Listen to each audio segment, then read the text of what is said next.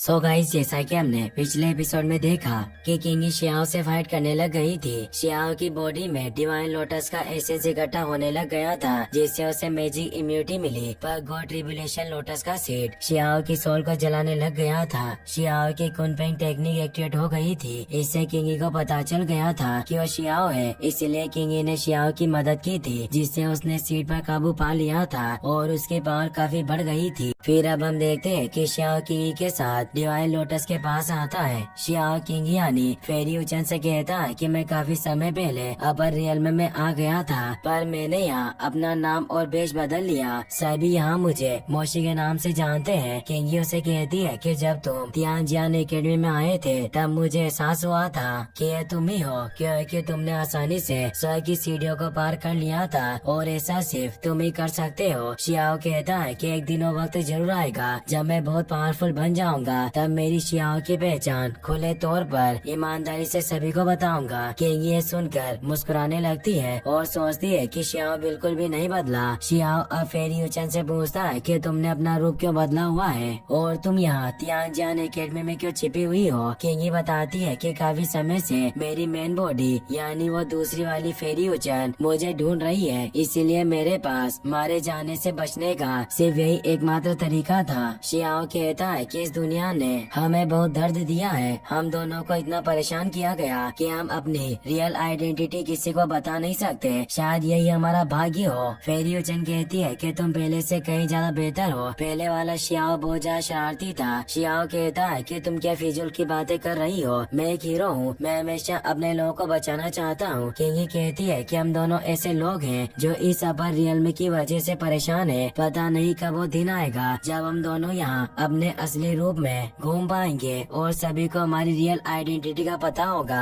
Xiao से कहता है कि तुम चिंता मत करो, तुम्हारा हस्बैंड अब यहाँ है, इसीलिए अब तुम्हें ज्यादा प्रॉब्लम नहीं होगी। वो कहती है कि तुम अब भी पुराने शियाओ की तरह बहुत ज्यादा एरोगेंट हो, तुम्हें अपने अहंकार पर काबू रखना चाहिए, क्योंकि इससे तुम खुद बहुत सारी प्रॉब्लम में फंस जाओगे। शियाओ कहता है कि तुम ये क्या कह रही हो, मेरे साथ प्रॉब्लम आती जाती रहती है, मैं समस्याओं से नहीं डरता, उनसे मेरा पुराना रिश्ता है। कि ये कहती है कि कभी कभी मुझे ऐसा एहसास होता है कि जैसे मैं तुम्हें नहीं जानती, तुम हमेशा अजीब सी बातें करते हो, कभी कभी मुझे तुम्हारी बातें सही लगती है तो कभी तुम बहुत मूर्खतापूर्ण बातें करते हो। शियाओ कहता है कि तुम लड़कियों की यही प्रॉब्लम है, तुम हमेशा बहुत ज्यादा सोचती हो, हमें अपने खुद के कर्मों पर ध्यान देना चाहिए। तो कहती है कि मुझे लग रहा है कि जल्दी तुम्हारी पहचान सभी के सामने उजागर हो जाएगी और आकाशीय लोग इसे गुप्त नहीं रखेंगे। यहाँ बातें बहुत ज्यादा फैलती है। तो शियाओ कहता है कि तुम व्यर्थ में चिंता कर रही हो, मुझे ज्यादा वक्त तक लोगों से छिपना नहीं पड़ेगा, तुम्हें बस उस दिन का इंतजार करना होगा जब मैं पहाड़ के टॉप पर खड़ा रहूंगा। मेरी पावर इतनी ज्यादा होगी कि सभी को मेरे सामने झुककर रहना होगा। साथ ही जल्दी सभी को ये भी पता चल जाएगा कि उनका असली लीडर कौन है। किंगी कहती है कि तुम खुद की ज्यादा ही बड़ाई कर रहे हो, लगता है कि अब तुम्हें डींगे हाँकना बहुत पसंद है। शियाओ कहता है कि मैं बातें व्यर्थ में नहीं कह रहा, आने वाले वक्त में ये हेवन का किंगडम नष्ट हो जाएगा। इमोर्टल पैलेस ने मुझे बहुत दुख दिए हैं, उनकी वजह से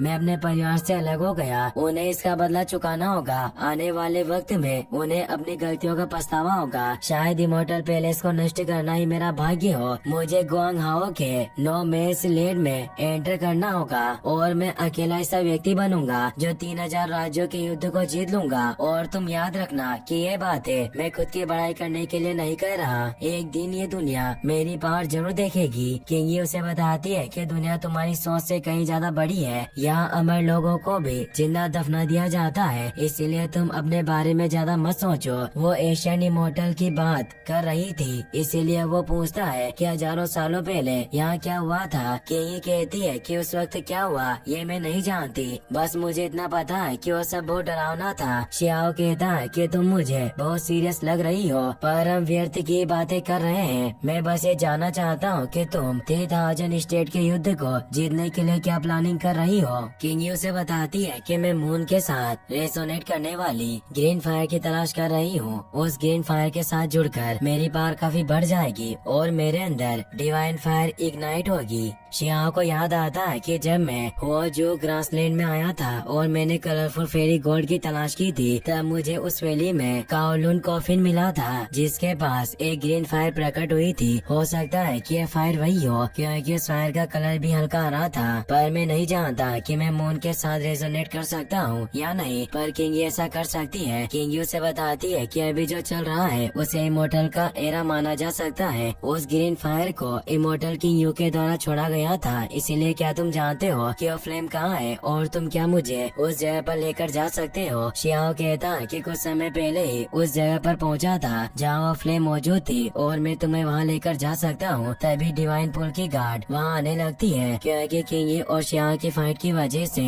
वहाँ बहुत शोर हुआ था, इसीलिए वहाँ चेक करने आई थी। उन दोनों को उनकी आवाज सुनाई देती है। वो किंगी को आवाज लगाकर कहती है कि हमें यहाँ कुछ हलचल महसूस हुई थी, क्या तुम्हारे साथ यहाँ कोई प्रॉब्लम हुई थी? किंगी इससे परेशान हो जाती है। शियाओ किंगी के करीब आता है और उसे कहता है कि मैं कुछ दिनों में तुम्हें खुद उस ग्रीन फायर के पास लेकर जाऊंगा। ये कहकर वहाँ से चला जाता है। किंगी से खुश होती है। तभी उसके पास डिवाइन पुल के दोनों गार्ड भी आ जाती है। किंगी उन्हें कहती है कि मैं ठीक हूँ। फिर अब हम देखते हैं कि शियाओ वापस से सुप्रीम डोजो में आ जाता है। वो सोचता है कि अगर इस दुनिया में ग्रीन फ्लेम मौजूद है तो किंगी की बातों से ऐसा माना जा सकता है कि मून में ब्लू एनर्जी है। पर वहाँ काओलुम कॉफिन के पास नो ड्रैगन के स्केलेटन मौजूद थे। साथ ही वहाँ मेरे सामने एक मिस्टीरियस फ्लेम भी आई थी जिससे वह ग्रीन फ्लेम भी डर रही थी। पर अभी भी मैं काओलुम कॉफिन के रस्से के बारे में नहीं जानता। तभी उसे वहाँ दाओ भाई दिखाई देते हैं और वो सोचता है कि इस बूढ़े ने कई सारे बड़े सेट का दौरा किया है, साथ ही ये काफी पुराना भी है, इसीलिए इसे काओलुम कॉफिन के बारे में जरूर कुछ न कुछ पता होगा।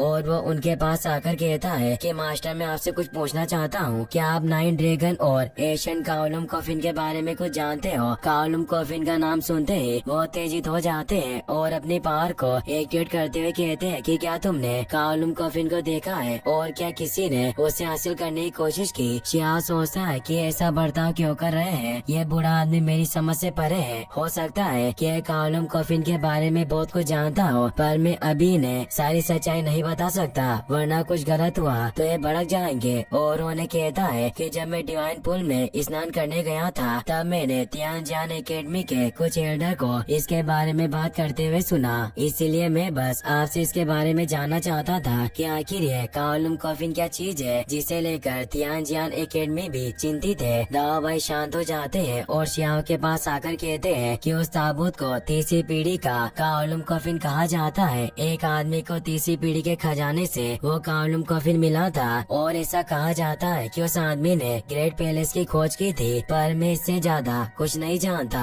लेकिन मैं बस इतना जानता हूँ कि वो काओलुम कॉफिन बहुत ज्यादा डरावना और मिस्टीरियस है जिसको इमोर्टल पैलेस के लोग भी हासिल करना चाहते थे। और उसे बताते हैं कि मेरे मास्टर के सेक्ट में एक सुप्रीम ओल्ड मैन था जो सालों से इस काओलुम कॉफिन की तलाश कर रहा था। एक दिन आखिरकार उसे वो काओलुम कॉफिन मिल गया और जब उसने उसे खोला तो एक रिएक्शन हुआ जिससे उसकी पावर काफी ज्यादा बढ़ गई थी। पर सुप्रीम ऑर्थोडॉक्सी की वजह से वो ताबूत से डिस्कनेक्ट हो गए क्योंकि हेवनली क्लैन के लोगों ने उन पर हमला किया था। पर उस बूढ़े आदमी में काओलुम कॉफिन की पावर इरप्ट हो गई थी जिससे वो सभी लोग मारे गए और उस वक्त को कई हजारों साल गुजर गए हैं। उन सभी एशियन इमोर्टल्स को दफनाया गया और अब सिर्फ काओलुम कॉफिन ही बचा था जो समय के साथ गायब हो गया और कोई नहीं जानता कि वो कहाँ है। शियाओ सोचता है कि दाओ भाई की बातों से ऐसा प्रतीत होता है जैसे काओलुम कॉफिन इनके वंश से जुड़ा हुआ था, इसीलिए ये इस कॉफिन को लेकर इतने भावुक है। मुझे उस वक्त का इंतजार करना होगा जब ये शांत हो जाएंगे। उस वक्त मैं इन्हें काओलुम कॉफिन के बारे में सब कुछ बता दूंगा, लेकिन अगर मैंने अभी इन्हें उसके बारे में बताया तो ये उत्तेजित हो सकते हैं। शियाओ अब ताली बजाते हुए उन्हें कहता है कि मास्टर दाओ भाई आप वास्तव में एक्स्ट्रा ऑर्डिनरी हो, आप सभी गुप्त बातों के बारे में बहुत कुछ जानते हो। लगता है आपने मुझे झूठ नहीं कहा कि आपने पूरी दुनिया घूमी है। मैं अब आपसे एक और चीज के बारे में पूछना चाहता हूँ। इसी के साथ ये एपिसोड यहीं पर खत्म हो जाता है।